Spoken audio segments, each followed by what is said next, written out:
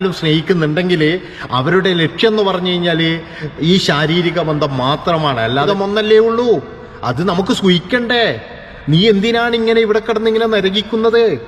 ജീവിതം ഒരെണ്ണേ ഉള്ളൂ. ഇവരുടെയൊക്കെ വാക്കാണിത്, ഈ കാമുകന്മാരുടെ വാക്ക്. ഏകദേശം 1.5 മാസം മുൻപാണ് നമ്മുടെ എല്ലാം മനസ്സാക്ഷിയെ ഞെട്ടിച്ചുകൊണ്ട് കൊല്ലം ഇടമുളയ്ക്കൽ എന്ന് പറയുന്ന ഒരു സ്ഥലത്ത് സനു എന്ന് പറയുന്ന ഒരു ചെറുപ്പക്കാരന് സംഭവിച്ച ഒരു ദുരന്തം. അതായത് വേറെ ഒന്നുമല്ല, അദ്ദേഹം ഗൾഫിൽ നിന്നും വന്നതായിരുന്നു. അദ്ദേഹത്തിന്റെ ഭാര്യ വീട്ടിലായിരുന്നു.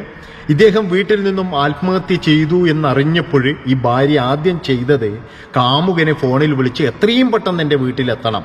അങ്ങനെ വീട്ടിൽ വരികയും കാമുകനോടൊത്ത് അന്ന് രാത്രി തന്നെ കുഞ്ഞിനെയും ഉപേക്ഷിച്ചിട്ട് പോവുകയായിരുന്നു. ആലോചിച്ച് നോക്കണം നിങ്ങൾ. ഭർത്താവ് മരിച്ചു എന്നറിഞ്ഞ ആ നിമിഷം തന്നെ ഈ കാമുകനാണെങ്കിലോ ഇവന് ഭാര്യയുണ്ട്, ഒരു മക്കളും ഉണ്ട്. അങ്ങനെയുള്ള ഒരു കാമുകനാണ്. അതായത് വെറും രതിസുഖത്തിന് വേണ്ടി മാത്രം ഒരു പെണ്ണിനെ വളച്ചെടുത്തിട്ട് അവന്റെ ഇതിനു വേണ്ടി മാത്രം ഉപയോഗിക്കുന്ന, ഇതിൽ കൂടുതൽ വിശേഷണം അവനില്ല. അതാണ് ഈ കാട്ടുമാക്കാൻ എന്ന് പറയുന്നത് പോലും അതൊരു വിശേഷണമല്ല. കാരണം കാട്ടുമാക്കാന്മാർ ഇതിലും കുറച്ചും കൂടി ഡീസൻ്റ് ഉള്ള വ്യക്തികളാണ്. അപ്പോൾ ഈ ഒരു പെൺകുട്ടിയെ പറ്റിയിട്ട് ഇതിന്റെ അമ്മ തന്നെ പറയുന്ന ഒരുപാട് കാര്യങ്ങളുണ്ട്. കാരണം ഈ മരുമകൻ, ഈ പെണ്ണിനെ കെട്ടിയവൻ പാവമായിരുന്നു. അവൻ എനിക്ക് ചെലവിന് പൈസ അയച്ചു തരാറുണ്ടോ ഗൾഫിൽ നിന്ന്. അതായത് ഈ ഭാര്യയ്ക്ക് കൊടുക്കുന്ന പൈസ കൂടാതെ അമ്മായി അച്ഛനും അമ്മായി അമ്മയ്ക്കും ജീവിക്കുന്നതിന് വേണ്ടിയിട്ടുള്ള പൈസ വരെ ഈ മരുമകൻ അയച്ചു കൊടുക്കും. അവന് വലിയ സാലറി ഉണ്ടായിട്ടൊന്നുമല്ല. അവനവിടെ ഗൾഫിൽ ചൂടത്ത് കിടന്നിട്ട്, നട്ടപ്പൊരിയുന്ന വെയിലത്ത് കിടന്നിട്ട് പണിയെടുത്തുണ്ടാക്കുന്ന പൈസയാണ്. 1000 1500 ദിറംസ് ആയിരിക്കാം സാലറി. നമുക്കെല്ലാവർക്കും അറിയുന്നതല്ലേ.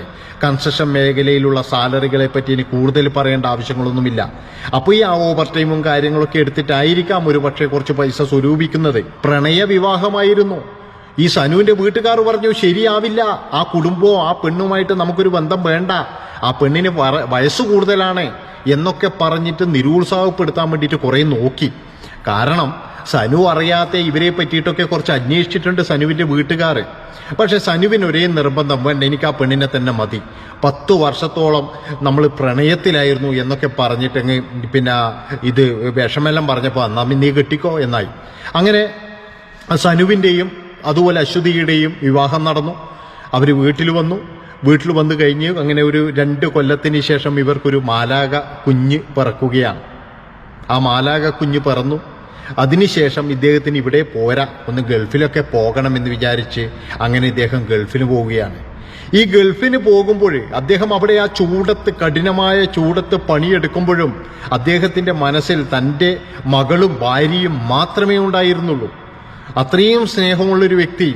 മാസാമാസം 20,000 രൂപ ഇവളുടെ സ്വന്തം പേരിൽ ഇവൾക്ക് വേണ്ടിയിട്ട് അയച്ചു കൊടുക്കും. അതാണ്. അങ്ങനെ ഇവളോട് പറഞ്ഞു, നീ എന്തെങ്കിലും ഒരു പഠിക്കാൻ പൊക്കോളൂ.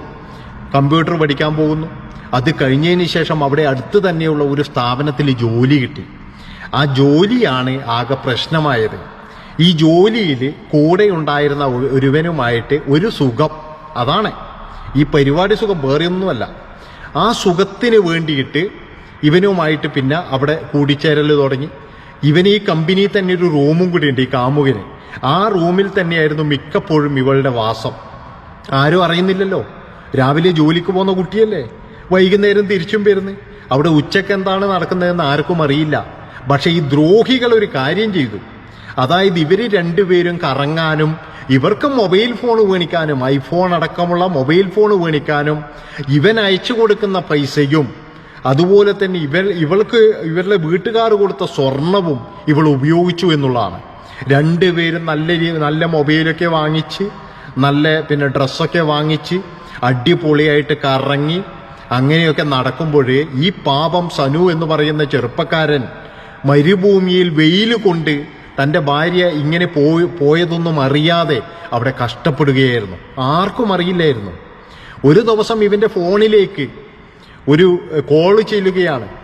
ആ കോള് ചെന്നപ്പോൾ ഇവനോട് പറഞ്ഞത്, എടാ നിന്റെ ഭാര്യ എൻ്റെ കൂടെ ഉണ്ട് എന്ന് പറഞ്ഞിട്ട് ഇവർ ഫോട്ടോയും കൂടെ അയച്ചു കൊടുത്തു. അവളെ കെട്ടിപ്പിടിച്ചുകൊണ്ടിരിക്കുന്ന ഈ കാട്ടുമാക്കാൻ എന്ന് പറയുന്ന വ്യക്തി ഈ പെണ്ണിനെയും കെട്ടിപ്പിടിച്ചുകൊണ്ടിരിക്കുന്ന ഒരു ഫോട്ടോ.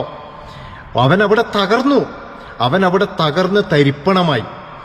അവിടെ നിന്നാണ് ഇവന്റെ വീട്ടിലേക്ക് അറബി വിളിക്കുന്നത്. ഒരു അറബി വിളിക്കണമെങ്കിൽ ഇവൻ എത്ര നല്ല പണിക്കാരനായിരിക്കും. ആ അറബിക്ക് ഭയങ്കര ഇഷ്ടമായിരുന്നു ഇവനാ. ഇവന്റെ വീട്ടിലേക്ക് വിളിച്ചു ചോദിച്ചു, നിങ്ങളുടെ മകൻ ഒരാഴ്ചയായിട്ട് ഇവിടെ ഭക്ഷണം കഴിക്കുന്നില്ല, ജോലിക്ക് വരുന്നില്ല, കുളിക്കുന്നില്ല, നനക്കുന്നില്ല, എന്താ പ്രശ്നം എന്ന് എനിക്കറിയില്ല എന്ന്. സനുവിന്റെ വീട്ടുകാർക്കൊന്നും ഈ പ്രശ്നം അറിയില്ലായിരുന്നു. അവരന്വേഷിച്ചു. അങ്ങനെ അറബി മുൻകൈ എടുത്തിട്ട് അവനെ നാട്ടിലേക്ക് കയറ്റിവിടുകയാണ്. നാട്ടിലേക്ക് കയറ്റിവിട്ട് അവൻ വീട്ടിൽ വന്നു. വീട്ടിൽ വന്നതിന് ശേഷം അവളുടെ വീട്ടിലേക്ക് പോയി ഇവന്റെ അച്ഛനെയും അമ്മയെയും കൂട്ടിയിട്ട്. അവിടെ വെച്ചിട്ട് ഇവനോട് പറഞ്ഞു, എടാ നിന്റെ കൂടെ വരാൻ താല്പര്യമില്ല എന്ന് തന്നെ പറഞ്ഞു. മുഖത്ത് നോക്കിയിട്ട് മുഖത്തൊരടി കിട്ടിയ പോലെയായിരുന്നു. ഏതായാലും അച്ഛനെയും അമ്മയെയും പൊയ്ക്കോളാൻ പറഞ്ഞിട്ട് ഇവൻ കുറച്ചും കൂടി അവിടെ നിന്നു. ഒരുപാട് കാല് പിടിച്ചു, കരഞ്ഞ് കാല് പിടിച്ചു. ഒരു പെണ്ണിന്റെ കാല് പിടിച്ചു, എന്നെ ഉപേക്ഷിക്കരുത് എന്ന് പറഞ്ഞിട്ട്. ഇവൻ അത്രത്തോളം സ്നേഹിച്ചു ആ പെണ്ണിനാ. അതായത് ആണുങ്ങളാന്ന് കരുതിയിട്ട് നമുക്ക് പിന്നെ എന്താ പറയേണ്ടത്, ഓടിപ്പോകാൻ കഴിയില്ലല്ലോ. അത്രത്തോളം ആ പെണ്ണിനെ അങ്ങ് സ്നേഹിച്ചു. അങ്ങനെ അവസാനം അവൾ ഒരു തരത്തിലും വിട്ടുകൊടുക്കുന്നില്ല. ഇവൻ അങ്ങനെ വീട്ടിൽ വന്ന് ഇവൻ ഈ ഒരു കടുങ്കൈ ചെയ്യുകയാണ്. ഇവൻ ഇത് ചെയ്യുന്ന ആരും കരുതിയിട്ടില്ല. അങ്ങനെ അന്ന് വൈകുന്നേരം തന്നെ, രാത്രി തന്നെ ഇവൻ മരിക്കുകയും ചെയ്തു. ഇവന്റെ ബോഡി മോർച്ചറിയിലേക്ക് മാറ്റുകയും ചെയ്തു. അത് ഇവളെ വീട്ടിൽ വിവരം അറിഞ്ഞു. ആ വിവരം അറിഞ്ഞപ്പോഴാണ് ഇവനുമായിട്ടങ്ങ് സ്ഥലം വിട്ട് കളഞ്ഞത്. എല്ലാ പൈസയും പണ്ടോ എല്ലാം എടുത്തിട്ടാണ് പോയിന്. ഈ സനുവിന്റെ പിന്നെ എന്നാ പേരിലെ സനു ഇവളുടെ പേരിൽ അയച്ച എല്ലാ പൈസയും അവള് വലിച്ചോണ്ടാ പോയിന്. ഇപ്പോഴത്തെ ഒരു വാർത്ത എന്താണെന്ന് വെച്ച് കഴിഞ്ഞാൽ ഇവളെ മടുത്തു. അതായത് ഇവളിപ്പോഴും ആരോരുമില്ലാതെ അവൻ പോയി കളഞ്ഞ്. അവന് എന്താ വെച്ചാൽ 1 മാസം 1.5 മാസം ഇവളുമായിട്ട് കുറച്ച് സൂഹിച്ചപ്പോഴേ അവന് വിചാരിച്ചു, ഇതെന്തിനാണ് ഞാൻ ചുമക്കുന്ന വേറെ പണിയില്ലേ. ഏതായാലും അവനും മടുത്തു എന്നാണ് ഇപ്പം കിട്ടുന്ന ഒരു വാർത്ത. കുറച്ച് സന്തോഷം തോന്നുന്നുണ്ടായിരുന്നു. അവൾ ഇതൊന്നും പോരാ, അവളുടെ വീട്ടിൽ കയറ്റത്തില്ല. ഇനി അവളുടെ അമ്മ അന്ന് തന്നെ പറയുന്നുണ്ട് അവളുടെ വീട്ടിൽ കയറ്റത്തില്ല എന്ന്. അപ്പോൾ ഇപ്പോഴും കിട്ടിയിരിക്കുന്ന ഒരു വാർത്ത എന്താണെന്ന് വെച്ച് കഴിഞ്ഞാൽ, അവൾ ഉപേക്ഷിച്ചിട്ട് ഇവൻ പോയിരിക്കുകയാണ്. ഇവന്റെ ഭാര്യയുടെയും മക്കളുടെയും അടുത്ത് അവൻ സുഖമായിട്ട് ജീവിക്കുമ്പോൾ ഈ പെണ്ണിപ്പോഴും ഗതി കിട്ടാതെ ഇങ്ങനെ അലയുകയാണ്.